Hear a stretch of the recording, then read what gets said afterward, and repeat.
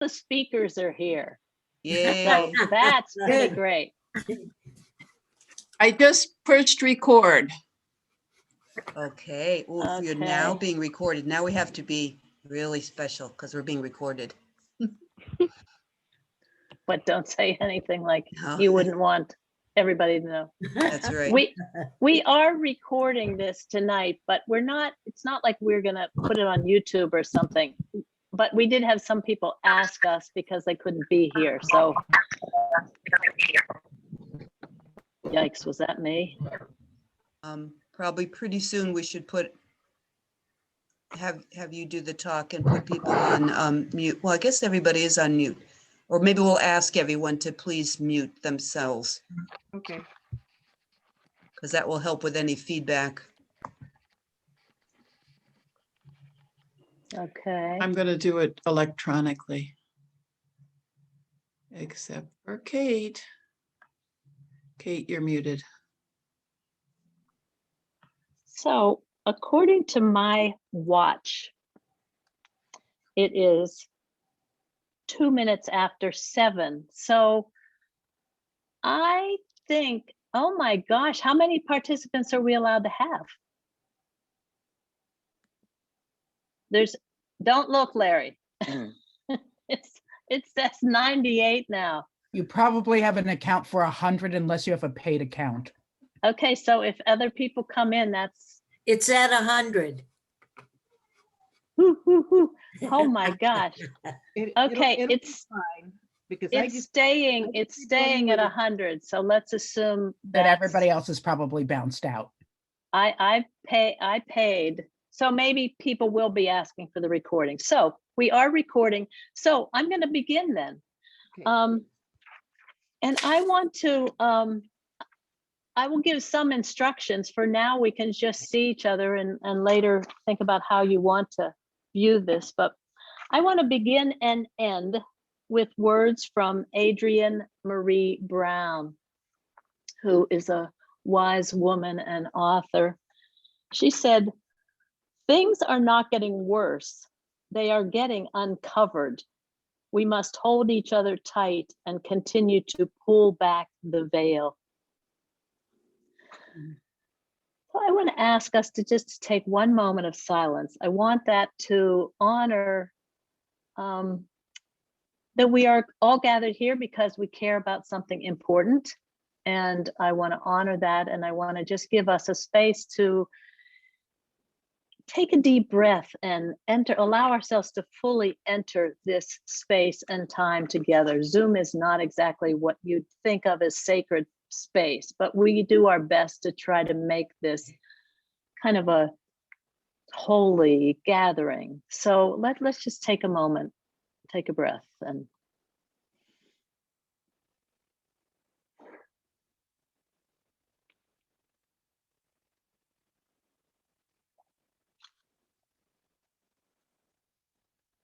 things are not getting worse. They are getting uncovered. We must hold each other tight and continue to pull back the veil. So I'm Kate Stevens, and I'm part of the leadership team of the Interfaith Council for Franklin County. And I want to welcome you to this 3-part program called Lifting the Veil on Racism in Franklin County. And I want to say this is not a political event. This isn't about Democrats, Republicans, red, blue. This is about day-to-day life in our county, experienced by members of our community. Because we can't help but notice the ever-present racism in this country, and we read about it every day in the paper, and whether it's about housing or education or healthcare or vaccinations or law enforcement issues. We read about it over and over, and I'm sure we all go like, what can we do? At the same time, I think we have a tendency to feel like we're in a little bit of a bubble here in Western Mass. And to the extent we think that, I don't know whether we're a bubble or not, but I will say that I'm pretty sure, and I'm pretty sure you all know, that this bubble also contains our own share of racism and white supremacy, because it's the air we breathe, it's the water we swim in. So this is just an opportunity for us to just lift the veil a little bit, for our four friends particularly to be lifting the veil for us. And I'm very, very glad that you're here. Tonight we have a panel of 4 African-American neighbors who live and work here in Franklin County, and they're going to be sharing their own personal stories. And our job, particularly those of us who are called white, our job is just to kind of open our ears and hopefully open our hearts and listen. So I just want to say a few words about what we're doing tonight. Like the 4 speakers will each speak about 8 to 10 minutes. And then there will be time for questions and brief comments, if we have time for brief comments, but at least we'll get as many questions in as possible. If you have a question at any time, you can send it via chat, and the chat only goes to the hosts. So it won't be like we're seeing a bunch of chats coming up as they're speaking. But if you have a question, you can press chat and go over to the side, and you can write your question down at the bottom and then send it, and it will go to one of the hosts. It will go to Kate Mason, who's kind of coordinating our questions. So several other things. We are recording this event for those who couldn't, maybe it's for those who couldn't get in if 100 was the limit. And also, I recommend, maybe Kate's already set this up, that you go via speaker as opposed to gallery view. The gallery view, you're seeing like 25 squares, where if you go speaker view, you'll get to see the person who is the primary speaker. And lastly, we've muted everybody and ask you to stay muted, because even asking questions you can do via the chat. So there's, for the moment at least, maybe at the very end, we can all unmute again and say goodbyes. So before we began, I just wanted to lift up a land acknowledgement. And I've been learning this from other groups I've been in recently, but a way to honor and recognize those who lived on these lands before the time of colonization and slavery. We give thanks for the indigenous people who have stewarded the land and waters of the Connecticut River Valley for more than 15,000 years. We acknowledge that we now inhabit land that was seized, expropriated, and stolen from indigenous people, the homelands of the Pecumtuck, Nipmuc, and Abenaki, whose people and descendants still live here among us. So we give thanks, and we pledge to build community and restore justice with the indigenous people of this land. And to that land acknowledgement, I just want to offer a thank you, particularly to the 4 speakers tonight, but really to every single one of us. I appreciate your being here. And trust your best intentions for being here and learning what we can learn. And so I'm going to begin, and our first panelist is Roberta Wilmore, who is an African-American woman who has lived in Ashfield for the past 20 years. Roberta is an equestrian and a vision coach and a personal development coach. So in her words, she says, I coach people who want to go for the things they truly want in life. I help people tackle big questions, or perhaps coach someone who is trying to create a vision. I commit to whatever they are committed to and help them move the goalpost.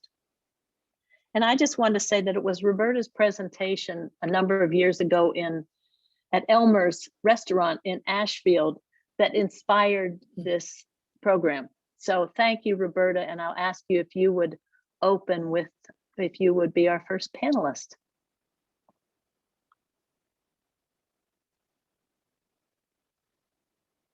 Okay, I'm unmuted. It worked. Thank you. Thank you. I'm just amazed at what a great number of people you have. So I write notes when I speak, so you will see me check from time to time to see if I am catching the things that I want to share. It's my understanding that well, what Kate shared was that she hoped we would tell some story about our time here. So that's what I'm going to try to do. There are so many things that I could say about living out here for 20 years, and I cannot say it all.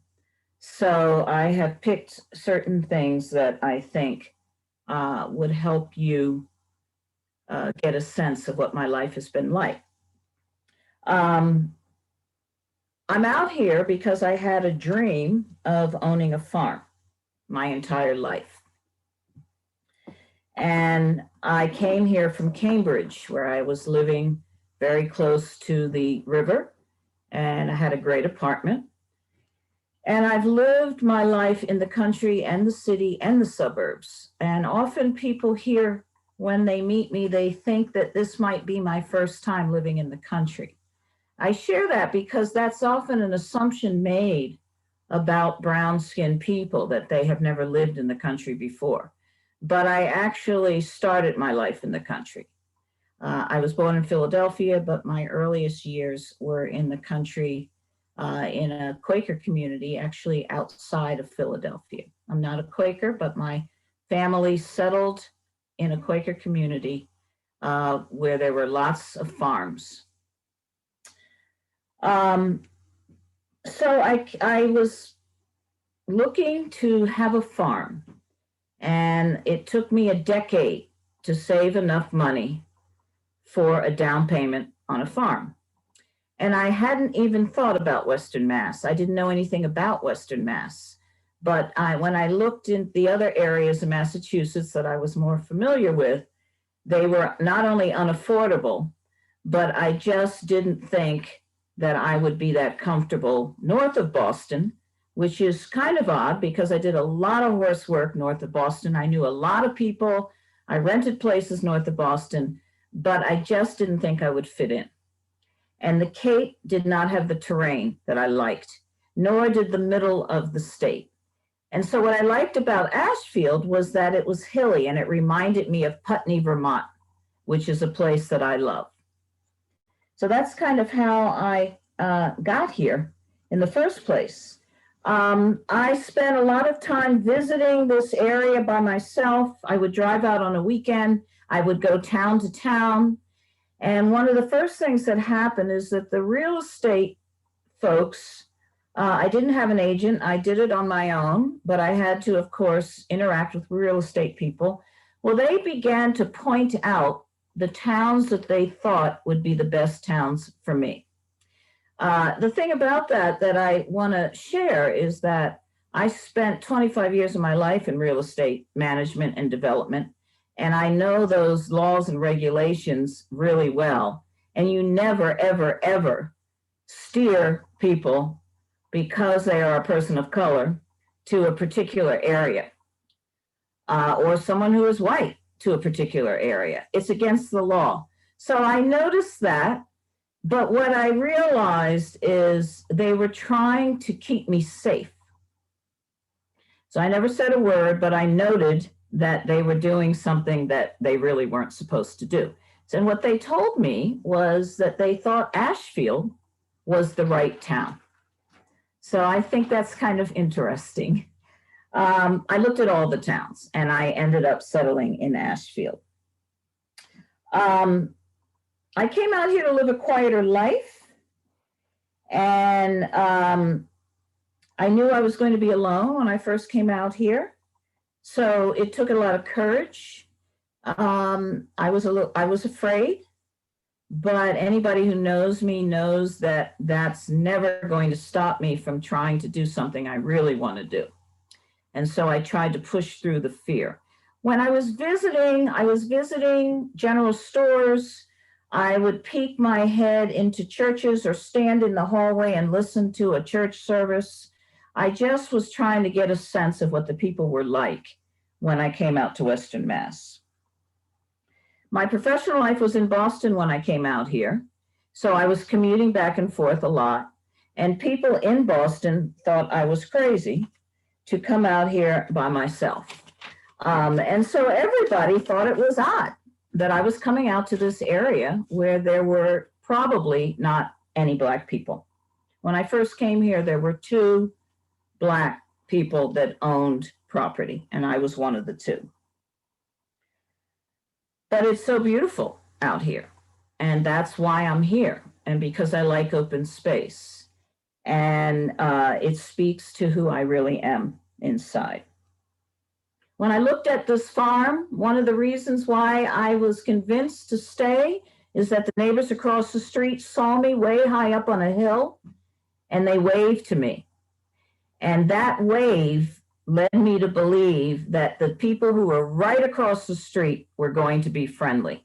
And so I paid a lot of attention to who was on the left of me or the right of me or across the street.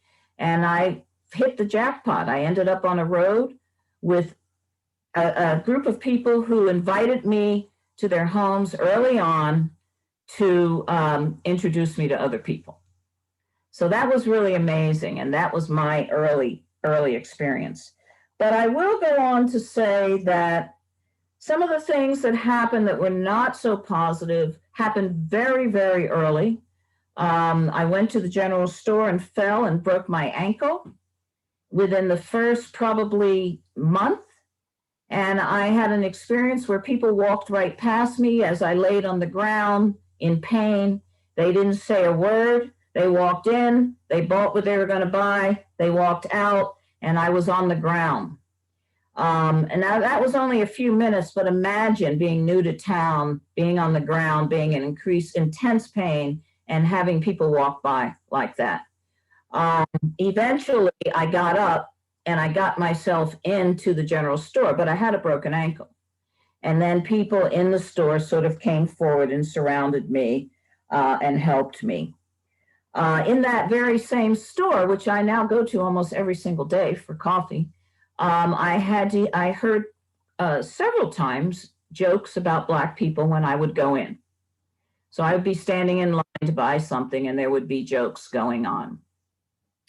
I experienced teenagers driving up and down the road and yelling in my windows, not very nice things, calling me nigger, telling me to put curtains on my windows. A lot of us out here don't have curtains because it's so beautiful, we want to look outside. I would say that the biggest amount of harassment came from teenagers, which led me to understand that there was nothing going on in the school to help these kids with the concept of diversity out here. And I am extremely focused on young people, and I always have been. So I was really, really concerned about that. I also didn't blame their parents necessarily.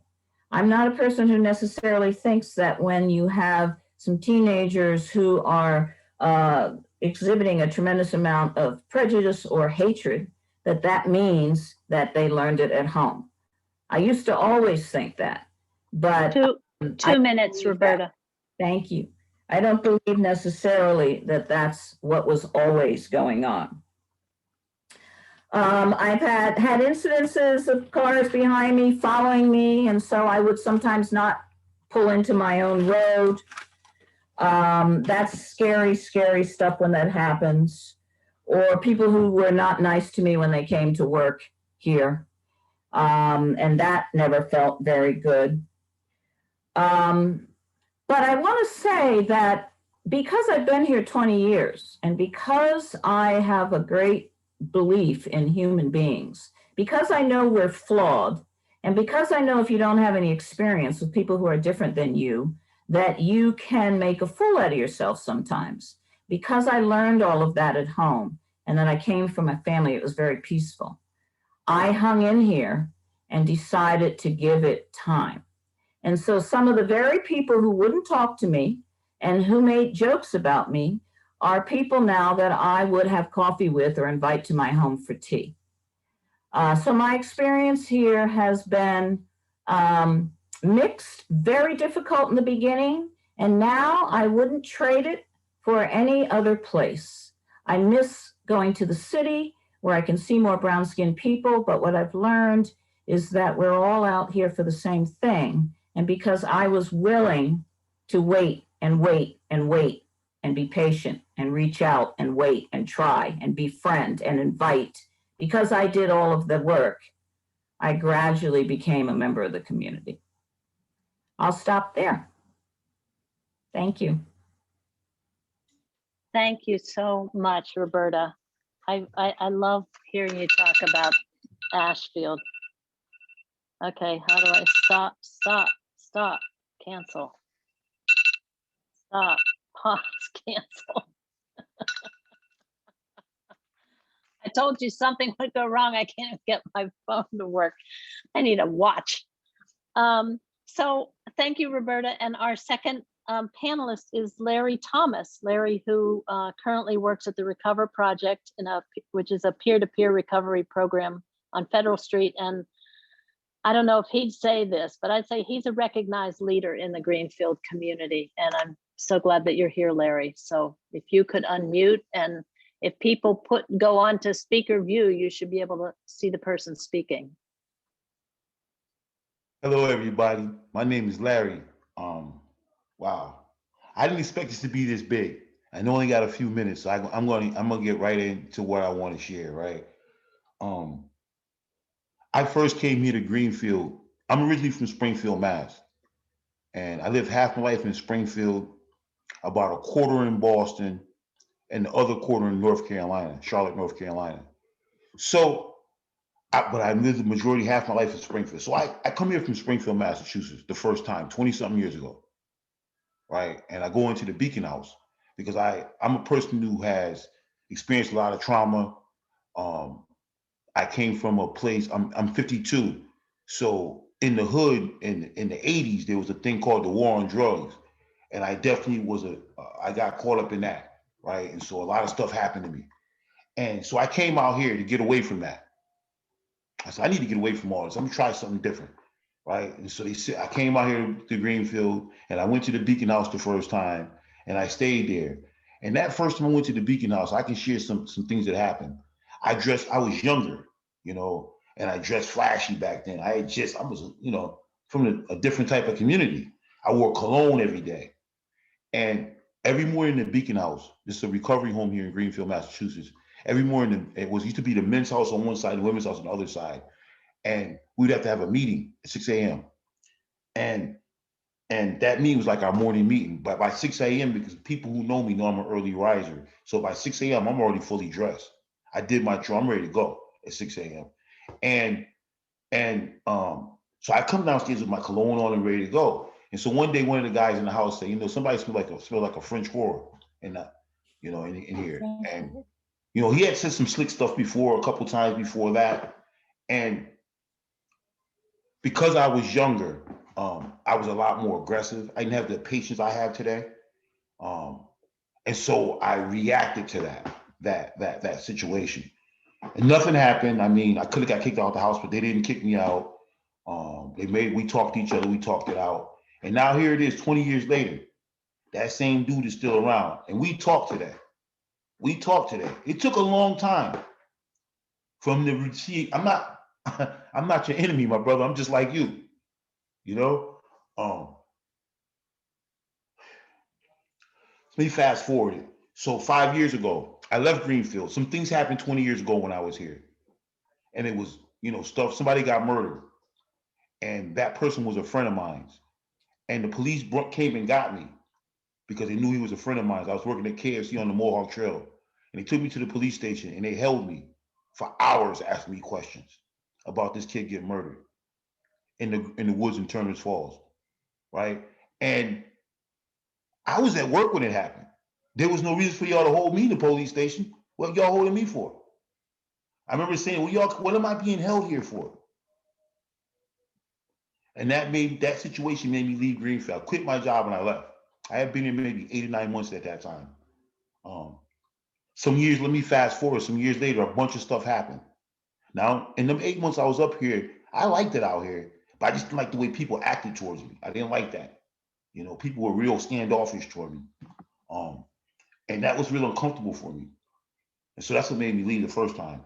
Fast forwarded some years later, I'm in Hartford, Connecticut. And I got myself in a bunch of trouble. And so I was in prison in Hartford, Connecticut.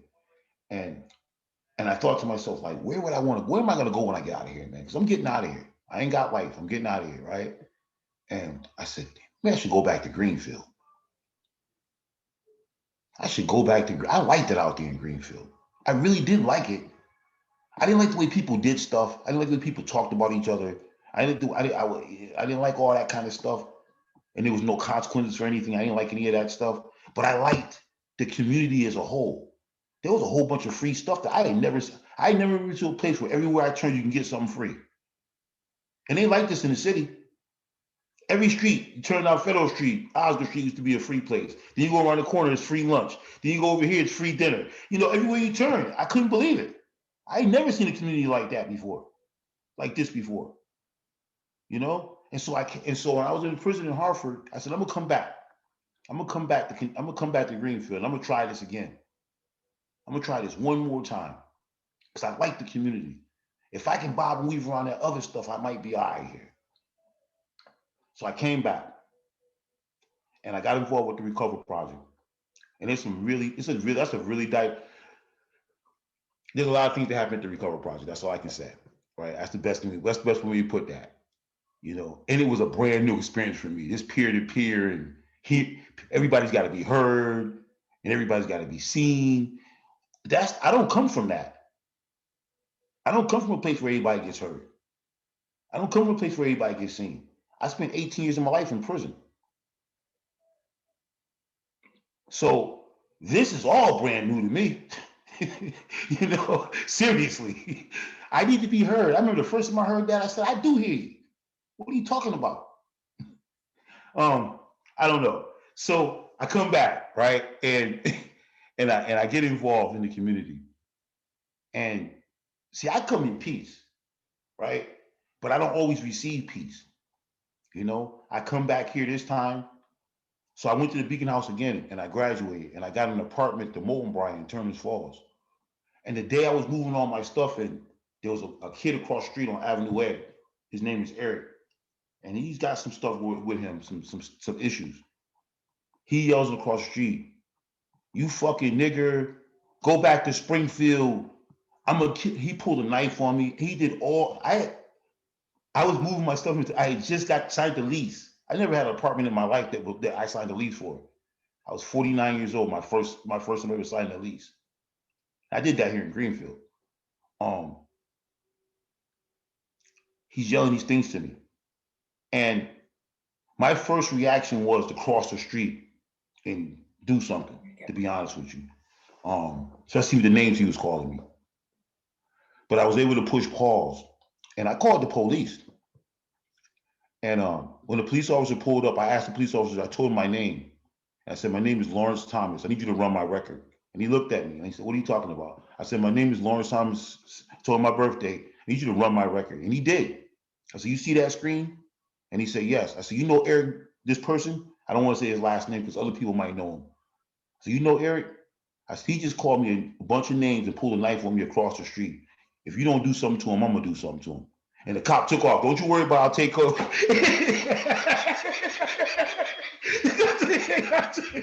The cop took off, right?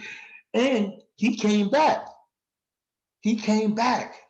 Now, the Moulton is like a bench where we sat outside and we smoked on Avenue A. He came back some hours later. He circled around here a few times throughout that evening. And I was like, wow, this is bugged out. You know? So what have my experiences here have been, it's been real up and down, you know? It's really bumpy. And but I tell you one thing I'm getting here, I'm getting a chance to work on myself. Believe me, I have no choice but to work on myself walking the streets of Greenfield, Massachusetts.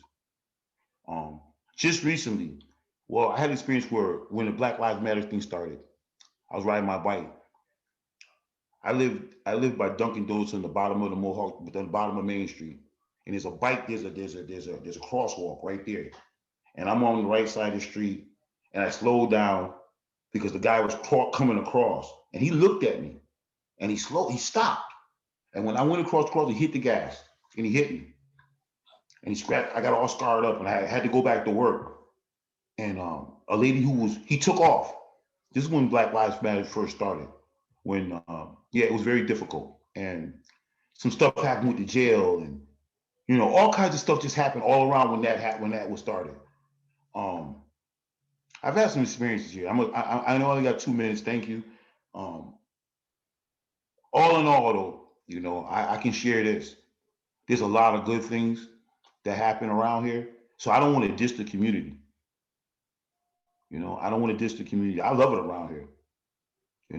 I used to work with guys from the jail. They're getting released from jail. And I've been out for 5 years. This is the longest I've been out since I was a kid. And it's a result of this community and the community that I'm involved with. Even though it's sometimes I'm very upset with the things that happen in the community I'm involved in. But somehow we get through it, and I just keep trudging forward, I don't know. I don't know what else to say. I never seen a place where most people are friendly. Not everybody, but most people, even the police. That bugged me out. I'm gonna be honest with you guys. The police being nice and talking to people. This is beautiful being around here. If I don't commit no crime, I won't get in no trouble. I'm good to go. You guys have a good rest of the evening. I'm good. I passed. Okay, don't you go away though. Larry. Thanks so much. Appreciate that. I think some of your friends are on here, Larry. I can tell. See a few people. So the third speaker is Penny Ricketts, and Penny Ricketts is an African-American woman born and raised in Wendell by factory workers. She was a single mother who raised children who are now in their 30s. Penny is currently the Greenfield City Council president, woo woo, as well as a board member on Greenfield Business Association, Nelquit, and the Literacy Project. And in 2020, she received the Greenfield Community College Martin Luther King Living the Dream Award. We are honored and delighted to have you here, Penny. And if you would unmute, and if people would go to keep on speaker view, you will get to see her. Thank you. Thank you for the invitation. And I want to thank the last two speakers, and I want to thank everyone for coming tonight. I'm glad I don't see everybody. Now I stare at myself. Like it was said, I was born in Wendell, out in the country. I'm not a country person. My parents are from Boston, and they kept trying to find farmland, and they landed in Wendell, and they bought like 115 acres of land, and they wanted to raise us there. And the minute I was 18, I was like, yeah, this was fun, but this is not for me. Now I live in Greenfield, the city. So if you ever hear me fighting, is it a town or a city? And I say city, well, compared to Wendell, it is a city. I like street lights. I like action. I like people around. I'm not a farm person. My dad tried to get us to work the farm and, do garden. And we were like, because I have siblings, and we're like, just go buy your food in the store. We don't want to do the garden at all. And so I raised my children to trust the police. Like if something happens to you, you call the police. So I remember going away one day. I think my son was in middle school, and we had a jacuzzi in the house, and him and his friend were in it, and his friend must have got overheated, and they called the police. And when I got home later on that day, they said, oh, the police came, but they said he was okay. He didn't need to go to the hospital. I was like, what are you talking about? He's like, something happened in the jacuzzi. I go, why did you call my cell phone? He's like, because Officer Menard came, Dennis Menard, who's now a retired cop in Greenfield. So they grew up just knowing just to call, and they could trust them. And I think that was good. I'm not upset that I instilled that in them. I knew I had to flip the script once my son became a teenager, because then it was different.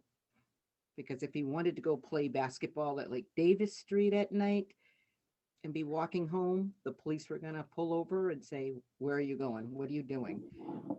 And then dating was gonna be another scene that he wasn't gonna be prepared for. So it was hard to sit down and have those hard discussions about, these people are our friends. We have so many friends and neighbors here, but when you date their daughter, things are going to be a little different.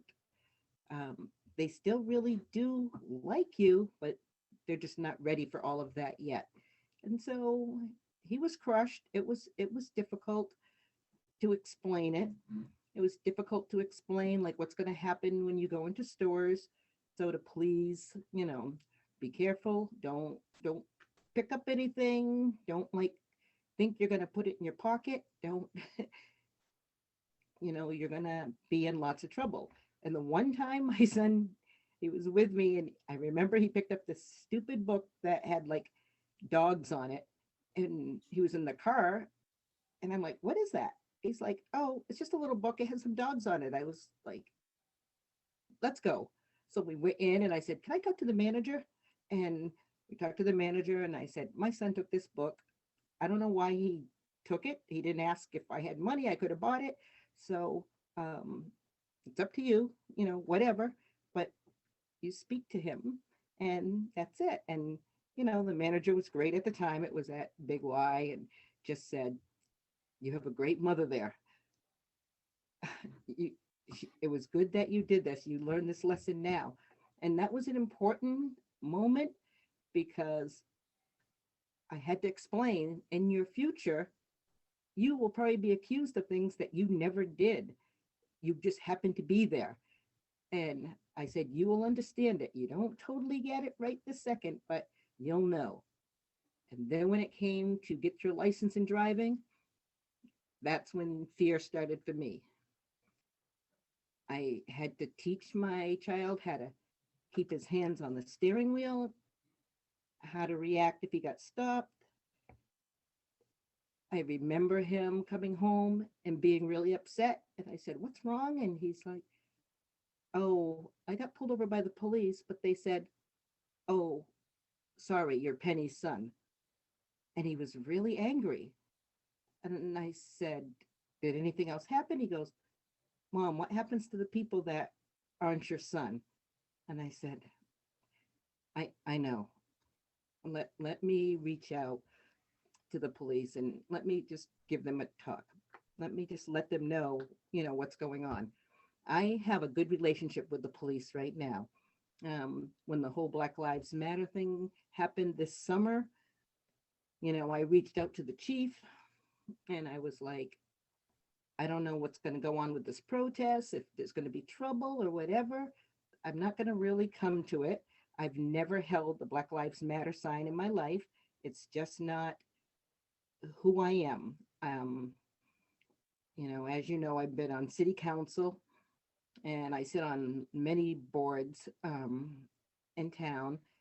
And, I've been hit with racism when somebody took a picture of me, my face, and put it on Nape, and put it like with a bucket of Kentucky Fried Chicken, and put me in as a slave. And they sent it to like all these restaurants in Greenfield and all these businesses. And I knew that was like a way to get me to step down. And it was all because I was supporting, number one, um, the people who had gotten shot in Florida that happened to be gay. And then I support um, the people who own Pierce Brothers, and they happen to be Jewish. And I said right then, we're not going to accept any hate in Greenfield, because people couldn't just say, "We don't like the smell" on Hope Street with the thing. They had to bring in because they were Jewish, and all of this stuff. And so when I stood up for them, then I got attacked. So I spoke to my children, and I said, "This is what's happening. I want to stay on council, but I don't know how far people are going to push this. So what do you think?" And they said, "Mom, you have to stay there. You have to keep using your voice." and that's what I do. I love this community. Um, I see what's happening recently, a couple days ago, with the teacher from the middle school and the whole hangman incident.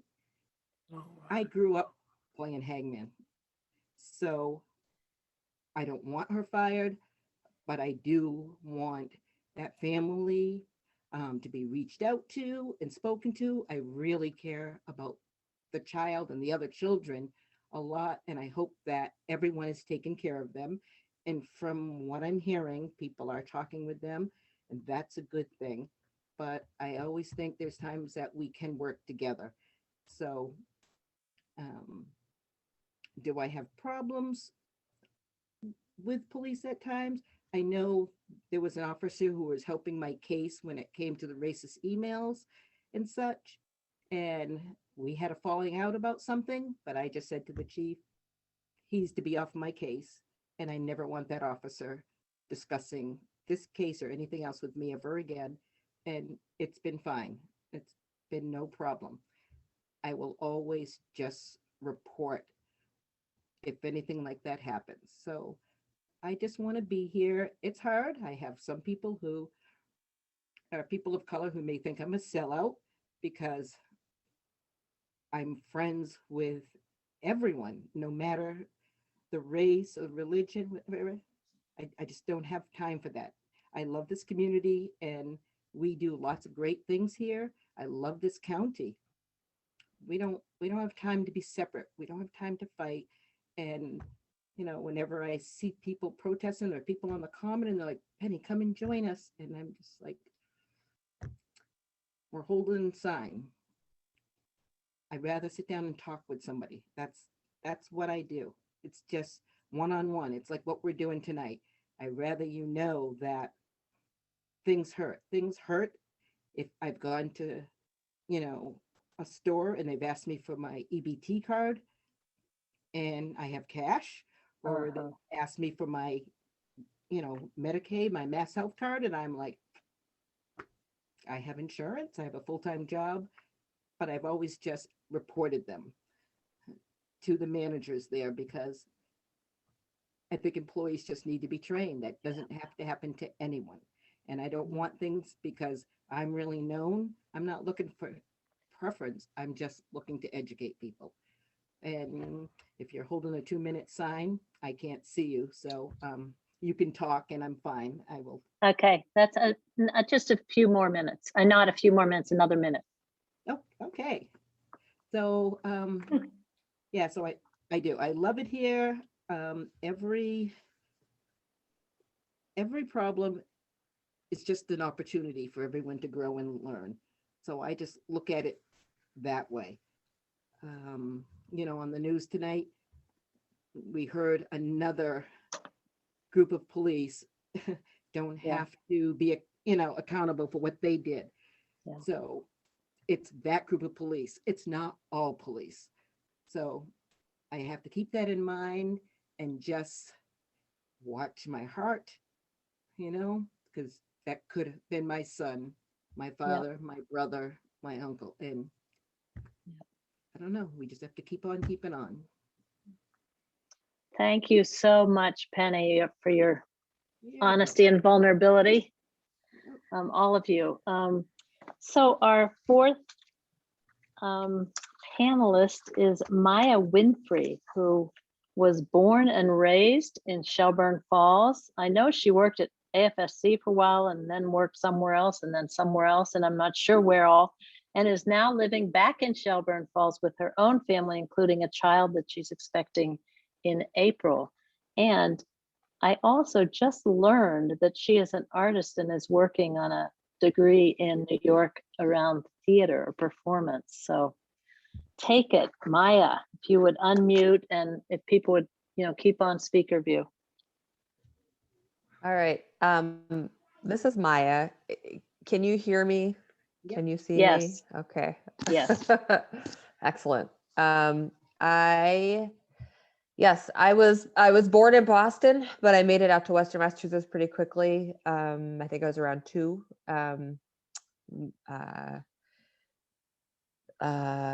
Long Meadow, My mom went to UMass, and so I was in Amherst. We were in Amherst for a while, then Ashfield, then Buckland, then Shelburne, and then Springfield, Massachusetts for a little while.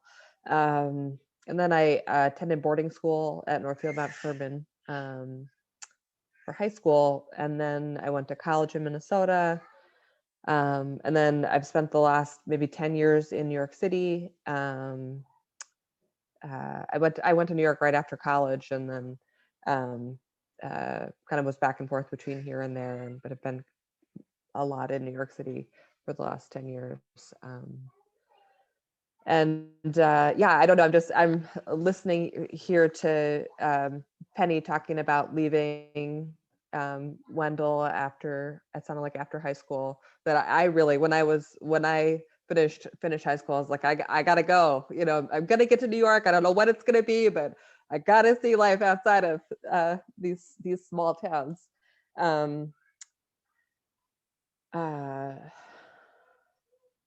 Yeah. So, it's, and my family has recently, my partner and I just bought a house here in Shelburne Falls, and in this very strange time that we're in right now, it has felt like a place that I have very much wanted to return to, and felt like it's a place where I want to bring my family. And my in-laws actually showed up a couple of days ago. So it's a place that has also taught me how to think about making a home and a community that's one that's a welcoming place. So yeah, I mean, I have memories of being a grade school student. It's interesting to hear these conversations about the public schools here. And yes, this recent story in the paper, I have memories of, I had a great first grade experience at Sanderson Academy, the old Sanderson in Ashfield. But then the second grade, it just wasn't the same. And I have memories of being told by other kids that I couldn't play with their toys because I was dirty. And the teacher said, well, kids will be kids. And it was a hard time in my life. And my parents decided that they were going to put me in private school, which I feel like fundamentally, like, private school is not something that makes sense, and it's not something that everybody can afford. And my family had trouble affording it. And we just did it. I just did it for a couple of years. But I think it made a big difference in my life at that time. And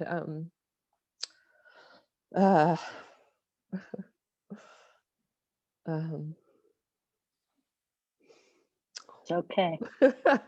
I'm pregnant. I'm like 7 months pregnant. So give me a break.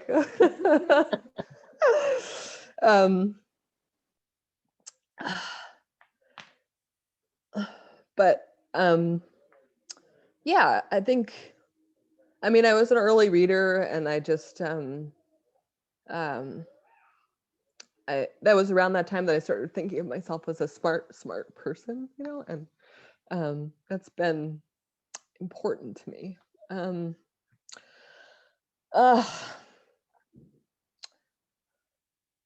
So one of the things that I've wanted to think about, so I have a white mother and a Black father. So it's been interesting to think about what it means to be Black, which is something that I have really embraced. I'm a Black person. I have a white mom, but I'm a Black person. And my birth father is from Memphis, Tennessee, and I'm not close with him. But I'm close with his other kids, and I'm close with his family that's from Memphis. And it's been important to me, and it's been something that's been supported by my family here, to be close with those people and to kind of understand what my Black family is. And my brothers and sisters, many of them have one white parent and one Black parent, and they all identify differently. They all have different words that they use.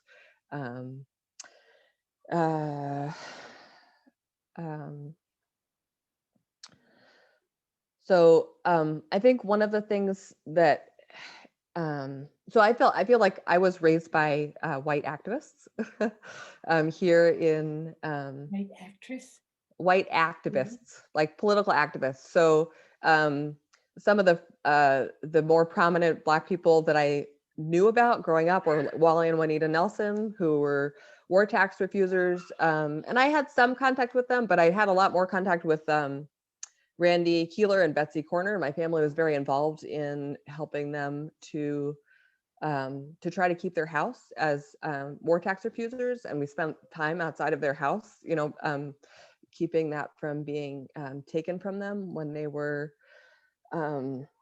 saying that they didn't want their taxes to go to war. And so they weren't paying taxes and had their house repossessed. It was a long process, and it was one that there were a lot of people that just felt like this was something that they were willing to get arrested for, and to put their lives into. So the whole war tax refusers community was something that that I grew up with. But I think one of the things so there are a lot of people that really felt like they wanted to make the world a better place, and that there are a lot of people doing anti-racism work that thought of themselves as being very progressive, and that I think worked really hard to make a place for Wally and Juanita Nelson, who had been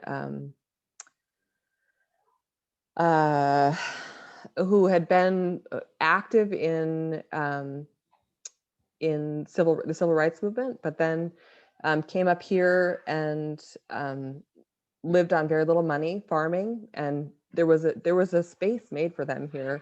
But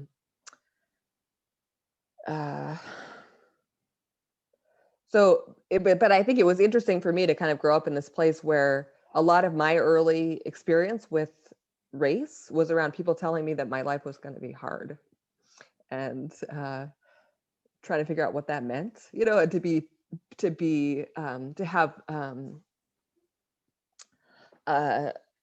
have people tell me as growing up that that in spaces that I'd been in for my whole life that I was welcome here.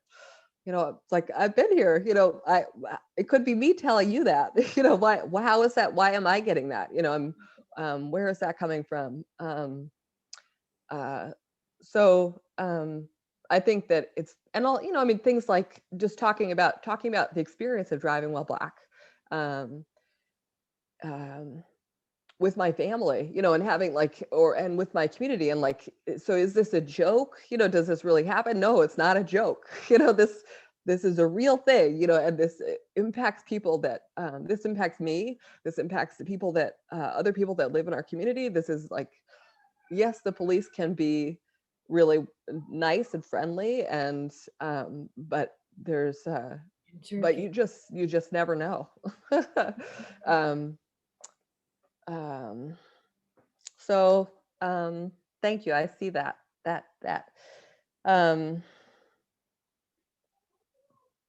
So when I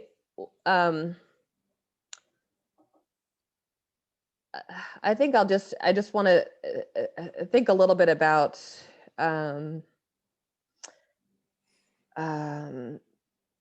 the value of being away for me, about spending time away. It was important to me to get a sense of what Black community is, what that can be, that there just often doesn't feel like there is here, to be in places where I don't stand out, where I'm just walking down the street like anybody else, and I'm not concerned about whether or not when I say hello to somebody or somebody has, I don't know, just all the, but I think one of the things that's been, so the community that I found both in Minnesota, where I went to college, and in the Twin Cities and in New York City, was one that it's a communities of artists, of Black artists, whose interests and activities overlap with mine. They're politically minded, but they're people that are doing that through the arts, and who want to make the world the way they want it to be through art making. And it's one it's a queer community, and it's a feminist community, and it's also it's they're interracial communities. I mean, it's possible. There is Black life that is really where there are only Black people around, and that's all you experience. But a lot of the Black community in New York, which is where my most recent experiences, there's white people. There's my graduate work is about Asian American artists who use Blackness in their work, who Asian American artists who find community in Black community, and use that in the work that they make. So it's an interracial community. So I think one of the things for me has been thinking about coming back here to Western Massachusetts and asking myself, is in this place which really has, I mean, I went to a Native American camp when I was a kid, run by Dan Brown, and who I think I saw maybe on this call. He was one of the organizers, and there have been activities that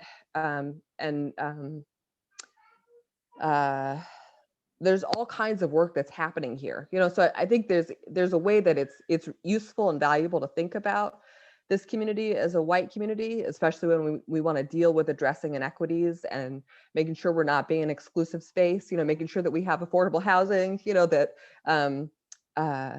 but maybe it also makes sense and is possible to think about this as a Black community, and one that can be a queer and can be feminist, and can be the people making art, So I'm just I just want to, as I'm here and looking to be making community, I mean, what are the ways that this is the place that I want to live, and what kinds of things can I be doing to make it that way.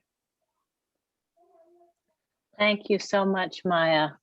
This is fantastic. What a great group of panelists. I say panelists, but really neighbors and hopefully friends and partners in the work that can be done.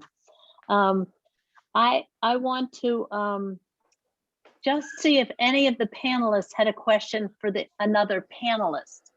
Just kind of briefly before we get to the questions, that any of you can write in the chat, and feel free to do that right now. It won't bother other people. You can put your questions in chat, but I just wondered if any of the panelists had a question for each other. Okay. Then let's Kate, what do we have in terms of questions? And please feel free to keep offering. You can offer, I think if you're all okay with it, you can get an individual question for an individual person, or just a question that you have that anyone can answer. Hi, so I just wanted to make a few public comments. People who have said, for example, Dan Brown said, "This has been extremely poignant. Thanks for making this happen." And Andrea Griswold also said, "All I can say is thank you so much to the panelists." And Marguerite, she got to share with everyone. Thank you so much, all of you, for sharing so personally and deeply with such complexity and care. And Nina Gross said the speakers have all been extremely generous. Thank you. But let's go into a question. The first question that I've got is, and I think this might be for anybody who wants to answer it, what do you think about the idea of reparations, both nationally or community, or individually? Does anybody want to take that on? Reparations.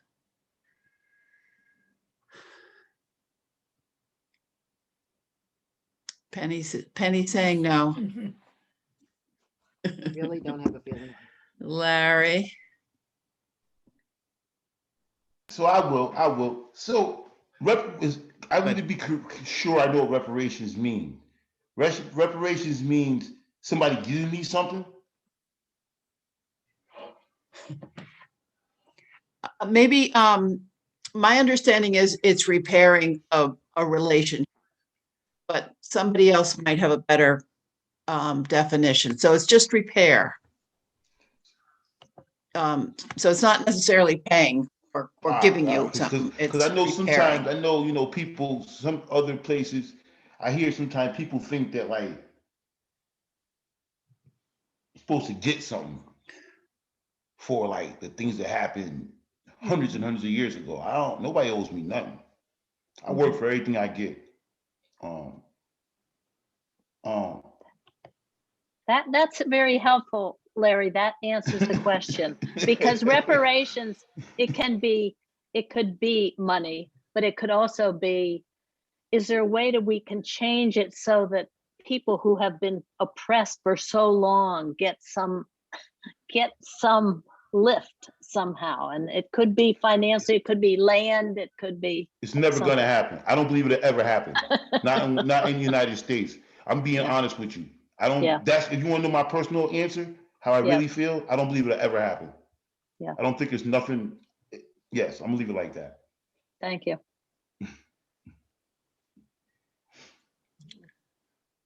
So maybe maybe we'll go on to the next question. Kathy asks, if you had one thing you'd like to see the white community of Franklin take on as an anti-racism effort, what would it be?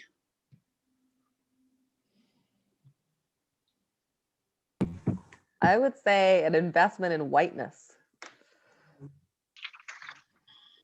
What's that mean? Yeah, say more.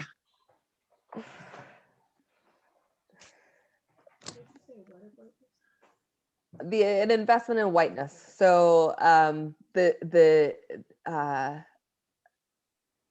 the need to kind of to feel that as an identity, like what is the there's just a lot of other things to be, and on an individual level, like why is this an important thing to talk about? Thank you. I'd like to add on this question. I would like to see the white community work as hard as possible to connect with and try to understand members of the white community who have hatred or extreme prejudice in their hearts, so that the work is being done from white person to white person. So that would be, in my opinion, so incredibly helpful, because it becomes exhausting to always be trying to improve. One of the things that you'll notice when you listen to the four of us, and if you're looking for a common thread, which I like to look for because it makes me feel good to feel it and see it, is that the amount of patience that we have and the fact that we just keep trying and keep believing and in the good in people is off the charts in the Black community. So what I would like to see is the white community work much harder on their own. Yes. Yes. I really want to diddle that. Mm-hmm. Just the white community really look at their self and work on their self.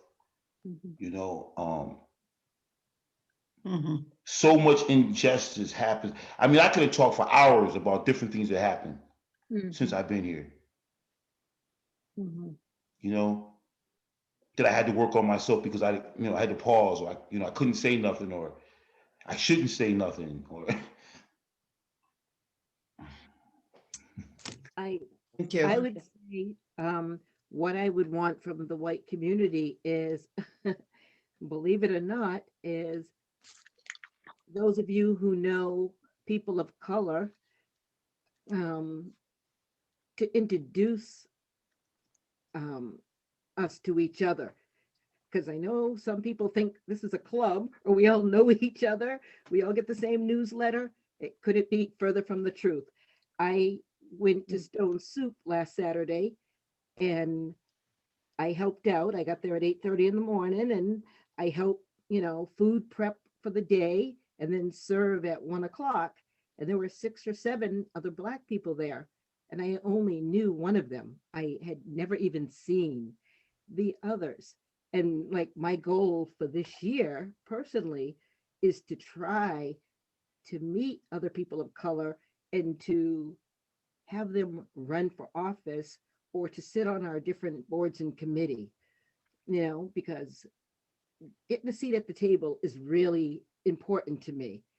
And I mean, tonight, I have to say the other panelists I've never seen or heard. And so I don't know the best way to go about that, like how I should even reach out to you, but I know there's some people here that may know you and they know me. Like finally, after I got done talking, my nervousness is around, I could scroll through and see other faces here. And then I saw like the singers and the Shaddocks, and I was like, okay, I'm home. This is good. I'm grounded. And so, like, I would say to them, even if you know someone that's a person of color, that you could even make a connection with me somehow so that we could help each other. I mean, I get invited to all of these forums. I just did one with the Center School and Shaman Academy, and there were like 3 or 4 other ones, and they had Zoom rooms. And I mean, I'm only 60, but I was like, how do I go to all the different Zoom rooms? And the kids were just asking me all these questions. And they said, what can we do? And I said, well, look at your town and see what their discussion. And because everything is online now, pop into the meeting. Don't say anything, just pop in. Believe me, they're going to be wondering why you're there. They're probably even going to ask you, can we help you? And you just say, no, I just want to listen. I bet you're going to make them vote differently or pause for a moment. Like, that's all I can say step by step is just to get involved. Thank you. Yeah, let me go on to the next question. We've got some pouring in. And this one, Penny, I'll keep you on the spot here. Okay. But maybe other people have ideas. It's for Penny or other panelists, given your current term, your long-term perspective and current position, what do you think can be done about housing affordability in Greenfield and Franklin County? And to all the panelists, bless you from John. Oh. It doesn't Just a sound little like question. doesn't sound like personal stories, does it? Yeah. I mean, it's hard. We're one of the poorest communities. I mean, we're a very poor county. And I really don't know the answer on that. I mean, I think that we have great people that we have elected for our state reps and such. I think they are working on it. I think it's an important issue, but it's right up there with food insecurity and transportation. I mean, everything ties in. I mean, there's a part of me that when people keep saying, we need some more housing here, we need some low income housing more, I'm just like, you got to remember people will move to the area and now they need to work. So they need to have a job. They need to have that transportation as well. And it's just like dominoes. And so I guess I first have to say, how are we taking care of the folks that we have now that are in these housing situations? And have we done all we can to help them be on the right track to make better lives? But yes, we do need more housing, but I would love to just help the people we have now, help to make them more self-sufficient. I mean, I lived in Leiden Woods at one point, and I still don't own a home. I rent an apartment, but I work full time. Things have changed over the years, and I'm only to a certain point for my own personal reasons. I don't have more. So now I just feel like it's time to give. And so what can we give? How can we help with the education and the resources just to help people do better and to move on? All right, thank you. Maybe the next question of anybody else. Do any of the speakers have the experience of not being able to get affordable housing, rent, or mortgage insurance because of being a person of color? Sure, I can answer that question. See, I can probably answer a lot of you guys' questions. Wow. So I don't know if it had to do it because I was black, but I know when I talked about I think I talked about the apartment I got in the Molten Bride. Right? I talked about that. Right? When I was going into the Molten Bride, in order to go into that, I had to go through housing. And I had to go through appeals thing. It took them almost 2 weeks to give me my result. I don't know if that could ever change. There's no way of getting affordable housing. These landlords around here don't want to. I mean, I go to a lot of meetings with the opiate task force, and there's a lot of committees on this stuff, throughout in Franklin County. And it's just really hard with this affordable housing thing, man. And I went through a lot just to get a place. I know I talked about two different things because I don't want to really diss nobody. See, I'm not in the. It says unveiling what is how you guys press this? It was a title you guys Lifting the veil. lifting the veil, right? The veil's been lifted. The veil's been lifted for hundreds of years. Uh-huh. Nothing I can say is going to change tonight. Change anything tonight? Pass. Thanks, Larry. Here's another topic. Do you feel the right work is being done to educate our rural police force?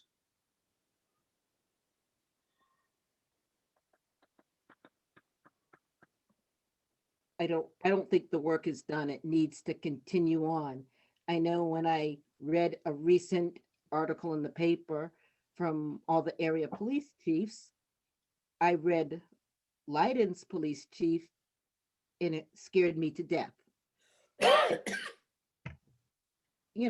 All I know is people were like, yeah, but you know what? He's been that way forever. So that's not what I want to hear. I want to hear that there's more work happening. So right now we're working on the police. We have a charter review going on where we've touched upon this issue. Today, Chief Haig just put out information that he's going to be doing more with community policing. So I think it's really each chief.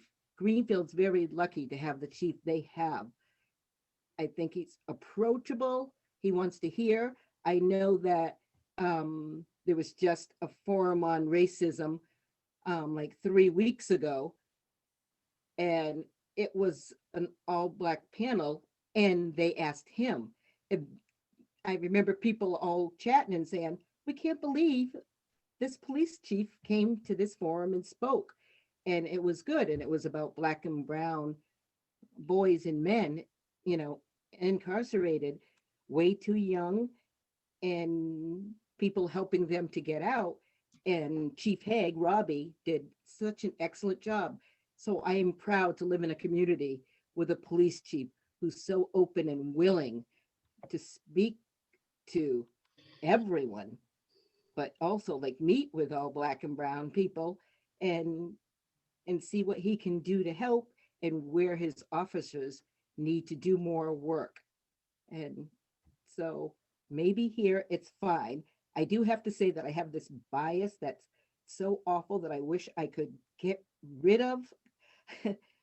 That if I see a big truck going by and it has a Confederate flag, the first thing I think of is, oh my God, they must be from Heath or Asheville to Shelburne. It's only because I have had a situation where someone drove by and yelled nigger out to me, and they were from that area. And so it's always like in my mind now when I see, and so, once it's there in your Yep. mind. I'm going to go on. I see 25 messages. I haven't read them all, so I don't know if they're all questions or congratulations to the staff. But at least 10 of them say Read 'em. Dwayne wants to say something. So do you still want to say something, Dwayne? If you want to unmute yourself, you Hi, could. everyone. My name is Dwayne. I'm a resident of Buckland for about 3 going on 4 years now. The question that was posed earlier about, and feel free to correct me if I'm wrong on this one. What would I like to see happen in Franklin County to combat racism? Is that correct? Yeah. So personally, I think it really starts in the schools in terms of cultivating a new generation that is more open and accepting of other races, cultures, um, genders, sexual orientation, what have you. I mean, again, it really starts with the youth, and you carry that on into adulthood, and you see the change eventually that everyone wants to realize. There, it's kind of hard because I don't have any children of my own. However, I have family members who do, and it your values really start in the home. But if it's cultivated in the schools, you can see a lot of good change happen. Some immediate, some long term, and for the benefit of everyone. So that's all I just want to throw out there. Thank you. Thank you. Let's see. Pam Kelly has commented on green jobs, but I do feel like maybe that's not a personal experience right now. It's a future, looking into the future for Blacks and whites.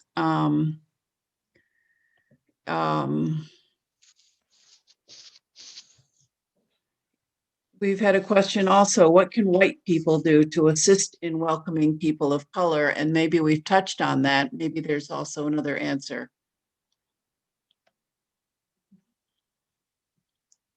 Yeah, I'd like to see, like we're very fortunate to have the new GCC president, but I'd like to see, we're in a superintendent search right now for our city. So, I mean, I would love it to be a person of color. I would love it to be a woman, but we always truly want the best candidate. But I think the more jobs, the more positions that we see people of color in, I think that would help. And that's actually up to the community that's here now, because they're the ones who are sitting on these committees or helping to make these decisions. Great. Am I on? Can you Yep. hear me? Yeah. Something as simple as just introducing yourself with a smile. I think that's about it. I mean, it doesn't have to be anything extravagant or well planned out. If you see someone and they're in your community, just go up to them, introduce yourself with a smile. Friendship has to start there somewhere. Sounds Sounds good. so easy. Sounds so easy. I Right. know there is a group in town, and the president of GCC is part of it, called Welcoming and Belonging. And it's really trying to work particularly with businesses around how can we change just the whole kind of culture so that it is a more welcoming, more diverse, welcoming to diverse population. So there is some work happening in the town. You might know some of those people, Penny, that are working for FERCog and others. So they're trying. I would like to say that we are copying this, recording this. If you're interested in getting a copy of it, put your email address in the chat and I will forward it to you. Also, Maureen said, thank you to all the panelists. I have a special thank you to Larry, who has known the trauma of imprisonment and whose warmth and resilience shine. Keep on believing in yourself, Larry, and congratulations.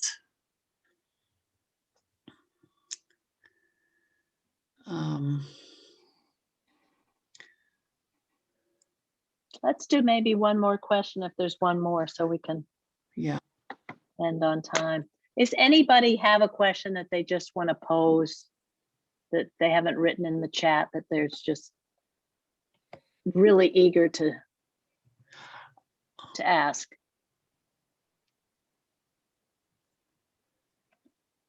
I could, I would you'd have to like speak up to- because I can't say.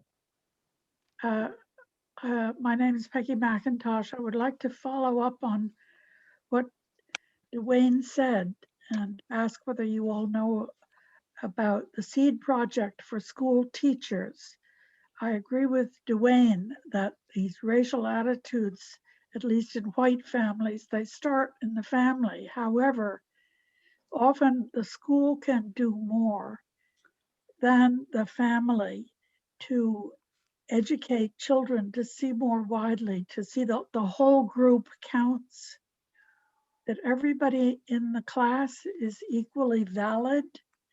And the SEED project helps teachers to meet in groups in their own schools, led by one of them, monthly for a whole school year, to talk about how the school curriculum and the teaching methods and the whole climate, this is what Dwayne was talking about in part, the whole climate is so multicultural and gender fair and welcoming to every student that each child knows that they love to be in school. That's really rare, but a school that's been in the SEED project often has that effect on the teachers and on the parents and on the children. So SEED stands for Seeking Educational Equity and Diversity. And Hi, Peggy. Hi, Peggy, it's Kate. I hope you'd put that address in the box in the chat, if you put the SEED address there. And I just want to say, for those of you who don't know, Peggy McIntosh has been doing this work for, well, I don't know, Peggy, what, 100 years or so? And and she has put together what was called the White Privilege Backpack. What do we carry as white people? If you haven't read that, look up Peggy McIntosh's White Privilege Backpack. What does white privilege look like? If you don't know, she'll teach you, and you can carry that backpack around. So thank you. I don't know how you happened to get here, Peggy, but it's nice to see you. Thanks. Roberta invited me to join. Oh, good. Oh, good. I'm very grateful to her. But I don't know how to work the chat. So let me just say, if anybody wants let me give you my email address, M and then MCINTOSH, mmcintosh@wellesley.edu. Wellesley is WELLESLEY.edu. And I wrote a list of 46 ways in which I personally feel I have white skin privilege that I didn't ask for. Thank you so much. And Christopher added the SEED project address in the box too. So for the sake of time and for people who think you're supposed to start programs on time and end them on time, I'm going to try to bring us there, even though I've been seeing some other comments, and maybe a few people linger, but I want to make sure we finish. So I just want to really thank everyone. I want to thank particularly, Roberta and Larry and Maya and Penny, but I also want to thank all of you who spoke up and just all of you who were just here because you care. I don't know any other reason you would come on a Zoom call, you know, but except you care and you want to learn. And so I really, really want to thank you all. And I hope that these programs we're having, and there's 2 more after this, will be programs that open our hearts and minds and lead to change in our community. So let me just say, on March 11th, which is a Thursday night, but it's like 2 weeks and a day from tonight, we're hosting a second panel with white folks who are either partners, parents, or grandparents, or any combination of African Americans. So they're mixed families, but they're it's going to be the white person within those families that's going to be speaking about their experience. And then the third one is on March 25th, which is also a Thursday. So that's 2 weeks after that. And that's going to be a panel made up of white, brown, and Black anti-racist activists, with just kind of finding out from them, how did they get involved? Why are they involved? And what kinds of things are they doing, which will hopefully help us to spur us to be doing maybe other things ourselves. So the link for those 2 programs are the same as the link that you used for tonight. And I think there was a little confusion about how to get the link, but 100 of you found it. So that's good. I guess it'll work. And so in those panels, we're going to be asking people to tell their own personal stories and hopefully inspire us to tell ours, to embrace, to understand, embrace our own whiteness. I don't know, what's the phrase you used? To invest in whiteness. I got to ask you more about that, Maya, but I feel like there's something about, we need to own our own stories and how they're related to race, because they all are. And so hopefully in hearing other stories, we will help uncover part of ours and be part of lifting the veil a little bit more from perspective of white people. So I'm going to close as I did begin, and that's the quotation from Adrienne Marie Brown. Things are not getting worse. They are getting uncovered. We must hold each other tight and continue to pull back the veil. So good night, friends, and thank you all very, very much. Yeah, thank you. Thank everyone for coming. Yeah. So you can unmute if you want to just say a goodbye or anything. Thank you, everybody. Thank you. Yes. Oh, thanks, Thank Kate. you. Thank you so much. Thank Thank you you all. all. Thank you. This was Thank wonderful. you. Thank you very much. Thank Thank- you. Oh, Thank you. John. Thank you to all the Thank panelists you. for showing, Thank your you sharing very your much. experiences. Thank you so much. Thank you, everybody. Thanks for coming. Thank you, Roberta and Penny and Thanks, Kate. Roberta. Thank you for Thanks, sharing. Roberta. Thanks, Maya. Thanks, Larry. Thank you, Thanks, everyone. Penny. Thank you. I want to get Thank to you all. Yep, very well run. Thank you very much. Good. Very- Yeah, well done. Thank you for sharing your stories. Hey, Dan Brown, good to see you. Hey, you too, Sandra. Good to see everybody. Maya, good to see you. Love you. Yay, congratulations. Yes. Good luck with your baby. Yep. Hi, Penny. Hey. Peggy, it's so nice to see you. It's been a long time. I will say we did get some good comments in here in response, for example, in response to what white people can do. There are several organizations in Greenfield dealing with racism. I suggest people at first go on to Facebook and search for the term racism and racial.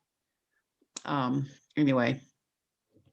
I'm working in Tyringham, Massachusetts, with a small group that's near Great Barrington, W.E.B. Du Bois country. I'm working with a group called Tyringham for Racial Justice. And any small town could replicate that just online. So Every month. if you didn't get Peggy's address for any information like this, I believe I have it. So you could write me. Thank you. Yeah. So these are the people that hang out late, like after church, there's the coffee hour, and then there's the people that stay around late. They can't quite say goodbye or something.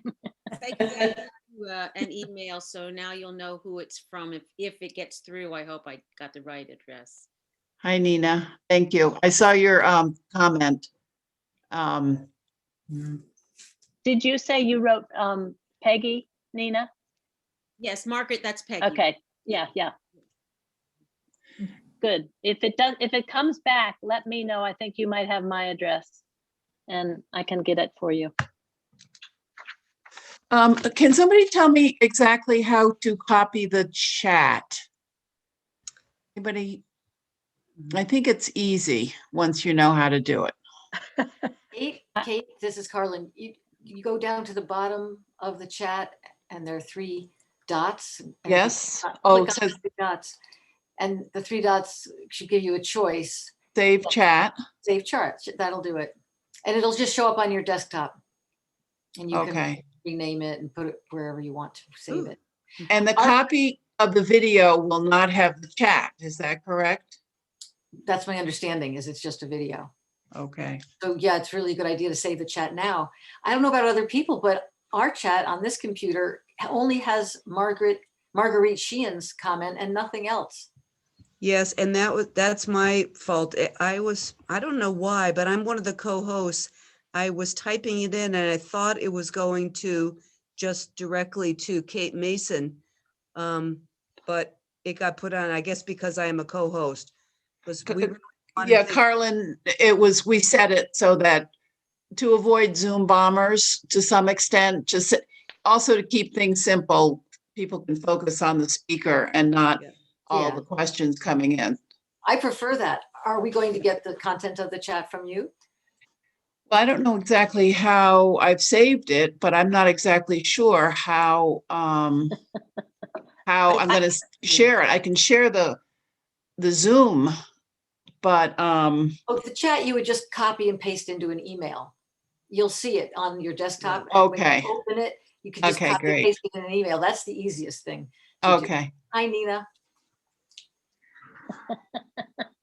Yeah, we didn't plan on doing that. It was more, we planned it more as though we were all together, 100 people in the room, and we asked for questions, and we're only able to answer like 20 questions, and that's what everybody heard, not the things that didn't get heard.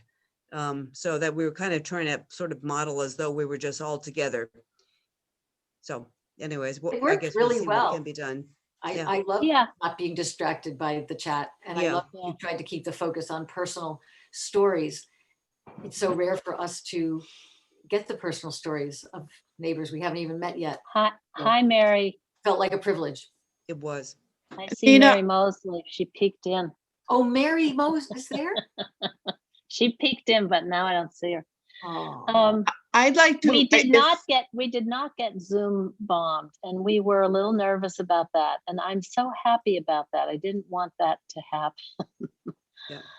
And you all were very polite. You didn't bomb us. We worked hard at it, Kate.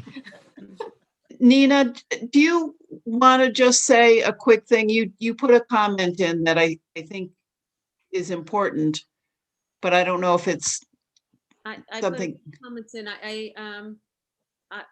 Well, I was mostly interested in the education aspect because I have had, as a person of color, I've had a lot of experiences that I could speak to, but not in Greenfield because that's not where I grew up. So, but I grew up in a similar place and on the Hudson River. And I have a lot of ideas about education. So that's why I emailed you, Peggy. so I'd like to share, but I just wanted to make sure that I got the right address. So basically I said, here I am, and, you know, please respond, so I know that I got the right address. That's good. But I would like that the conversation to, because somebody else in the group, who was it? Roberta had talked about how she didn't blame the teens who were ugly to her when she moved in. She didn't blame their parents. And I thought that was interesting, because I always felt that the kids who were really speaking the language that they learned in their homes, and more bravely than their parents, and you know, they were more upfront, which makes it easier to know where they're coming from. But the idea that it could be addressed in the school is wonderful. And so that was one of the, I mean, I don't know, is that what you wanted? You know what, it was about reparations, but it might be. Oh, I see. Yes. I had just said that when that question came up, I don't know, I don't want to blame or anything. I just had said that question, it's sort of like, you know, how many times you, as a person of color, you're sort of all eyes are turned to you, and then the question is asked that has nothing at all to do with your experiences or what you've just shared, and you're asked to speak for, you know, to the subject that is of most interest to whatever the white person is, or to answer the problems of the world, or to speak to something that is very general and not to what you've just said. And it's disrespectful as far as I'm concerned, but that's not exactly what I said, but that was what Kate's referring to. Thanks. Thank you for reminding us of that, Nina. I appreciate it. Yeah.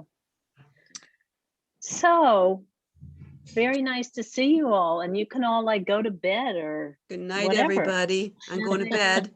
Good job. Good night. Good job. Thank you. Very good work done. Thanks for organizing this. Good to see you. Yeah. Yeah. It was A a lot of delight. work and a lot of thought and a lot of heart, and thank you. Yeah. Yeah. See Good you all, we hope, speakers. in 2 weeks and a day, we hope. Yes. Yeah. Bye. We'll be Well back. done all. Well done Thanks. all of you. Thank you. Thank Thank you. you. Okay. Adios. Adios.